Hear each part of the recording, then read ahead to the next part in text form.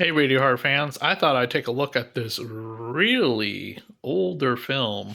I think this film goes back to the 1940s. So, yeah, this is an oldie but a goodie. This is 2026. So, if you're watching this in the future, this is when we recorded it. This movie is creeping into its 90th anniversary, 80th anniversary. This is the story All That Money Can Buy, based on the famous short story The Devil and Daniel Webster. Or Along Comes Mr. Scratch was another title for it. One of the reasons why they didn't call it The Devil and Daniel Webster is because of the Bible South trying to sell a movie with the title of the devil in it would have been too much, as well as Daniel Webster being a national figure. They couldn't sell that either, so they changed it to All That Money Can Buy, which I guess that makes sense. But today, who cares? I mean, we had an entire TV show called Lucifer, for God's sakes, based on a comic book on the Fox network. But anyway, I digress. This is a Criterion Collection film in 4K. You can check out the bonus features right here. One of the things I absolutely do like about this is the historical commentary on this film by Bruce Eder,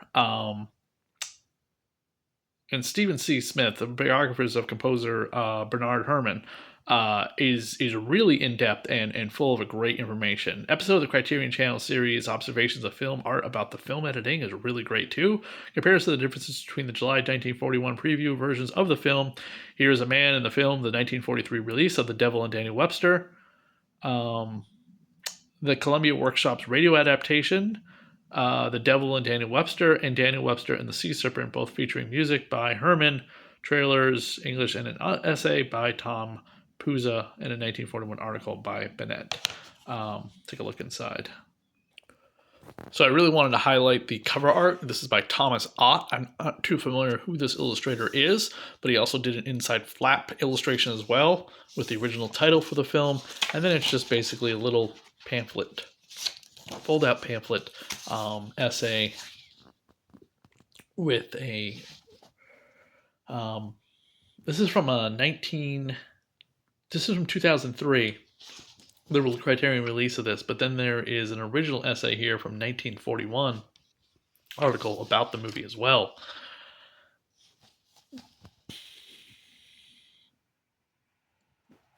One of the biggest things about this movie, of course, is Bernard Herrmann did this score, and he was best known for, of course, the score for Anthony Hitchcock for a few of his films, like Psycho.